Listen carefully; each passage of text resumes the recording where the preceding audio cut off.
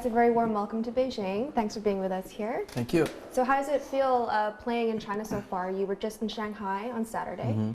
So far so good. Yeah? So far, really Not for you. Yeah, really good. Is this your first time in China? We've played Hong Kong, so Nice. yeah. So your latest album, Native, just came out in March of this year. Yeah. What is the meaning of that title and the general meaning of the album? We felt that we made an album, we made it all over the world, everywhere from Greece to London to France, Canada, United States, and we wanted to make an album. We've never been a very American sounding band, I guess, if that makes sense.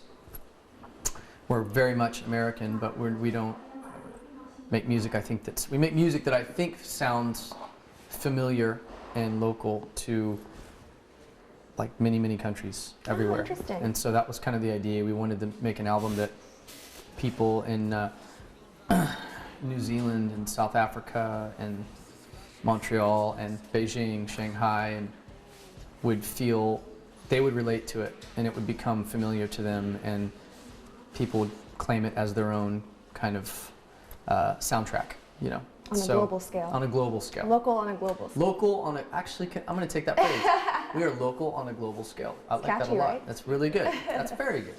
You should go into journalism. I majored in advertising. Oh, there you Just go. like you. So did I. Yes. Yeah. Awesome. Over the past 10 years, the special thing about your band, one of the special things, is you managed to cover a large variety of genres. Yeah. Starting from your first album, which was more rock pop. Yep. And then you came out with, of course, the big hit single Apologize with Timberland. And that progressed into sort of a hip-hop base for your second album, and now your third album is also very different. Can you explain how it's different from your past two albums? I would have to ask, I mean, it's very different sonically from our last two albums. There's a lot more acoustic guitar. A lot of the songs are written on acoustic. It's a lot more tempo. This is the most driving album that we've ever put out. A lot more energy, a lot more energy. The sound is more traveled. You can tell we've been around and back again. And the first album was very much, it was darker. It was kind of moody, depressed, as he said, a little bit. Yeah. Apologize was me. The last song that I wrote that was about, you know, all of the relationships I had in high school and college. And elementary school. Dating all the way Going all the way back, my broken-hearted 10-year-old self. And you know, and the other thing that I think OneRepublic that we do that I think is our responsibility is making people feel excited about life and feel like there's something to look forward to. So, would you say that your music changes with the times? I would say so. I mean, you mentioned EDM. The only thing on the album really that's EDM, in my mind at least, was If I Lose Myself. It wasn't like just trying to chase a fad. I did a couple songs. I did a song with Zed, a song with Alesso, and Sebastian Ingrosso, Swedish House Mafia. You know, bands can do what they do best, and DJs can do what they do best. And so, at the end of the day, my favorite version of the song is, now it's Alesso's version. I actually like his remix better than us. Let DJs, you want to remix like Counting Hardwell Stars? did with your song. Yes, exactly. I think most bands develop a sound and then they stick to it, and it all becomes about just the lyrics because every song kind of sounds like the same band. Right. And I never understood why people do that. The ones that I was inspired by, and our band that constantly changed their sound, Right. and that's how they survived, actually, was changing their sound.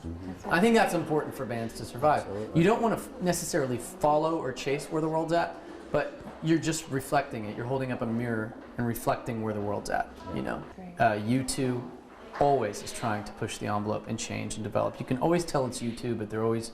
And you're greatly inspired by Yeah, for sure. Well, I'm the most inspired lyrically. Bono has always had the best lyrics of any lead singer in the world. He writes his own songs and he has the best lyrics. That's a lot coming from you because you are a very gifted songwriter.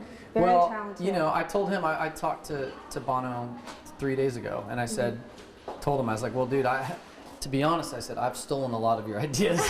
I take a lot of ideas from you. Well, one thing that does stay constant is your ability to really move people Yeah. through your songs. We try. There's a very specific, powerful quality to the music that you make.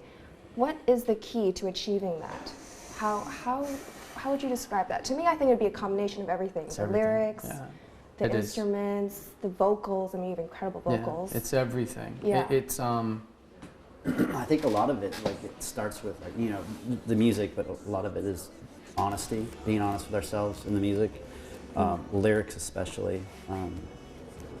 yeah. I don't think this band would be where it is today with the kind of lyrics like maybe a rap group has, you know, Right. talking about money and cars and guns, and it just wouldn't work, you know. So besides your work with Republic, you are a very demanded producer and songwriter in the music industry, working with the likes of Beyonce, Adele. I mean, you won a Grammy with Adele, Leona Lewis, Kelly Clarkson. I mean, the list goes on and on and on. And these are all the top artists who have amazing vocals. And they're all actually very different in personality as well, in terms of genre as well. How is it like sitting down with them and figuring out what suits them? Like, what is that process of songwriting? You've said before that you have a way of songwriting, like a method almost. Yeah. Do you want to describe what that process is like?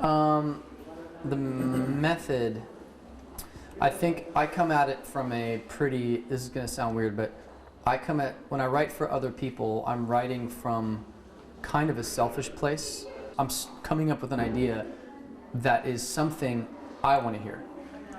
And my thought process is, if I have to turn on the radio and hear you singing all the time, like certain artists, I would rather hear a song, selfishly, that I like than one of the songs that you've done that I don't like. So it's very selfish. That's like. And it works though. It works because it becomes a big hit. Yeah, because I'm writing just what I want to hear. But then that's the selfish part. The unselfish part is I'm also thinking, how can I evolve your sound? How can I do something that your fans maybe didn't expect, but are just Blown away. Like, and lately with a lot of the artists I'm working with, I've been shifting their sound because I'll come in and I'll just be very honest and say, I'm bored with what you're doing. I cannot do the same thing again. Like, I will absolutely, whether it's another artist, like you said, Beyonce, if she asked me to, do another Halo, Right. no. I'd rather try something new and fail than just copy myself over and over and over and over and over again and Right. and Well, I win. have mad Yeah. respect for that. I think that's So, the way to go as an artist. thank you. Thank you so much. Yeah. Thank you. Pleasure to meet you. Rock out You tonight. too. Thank you.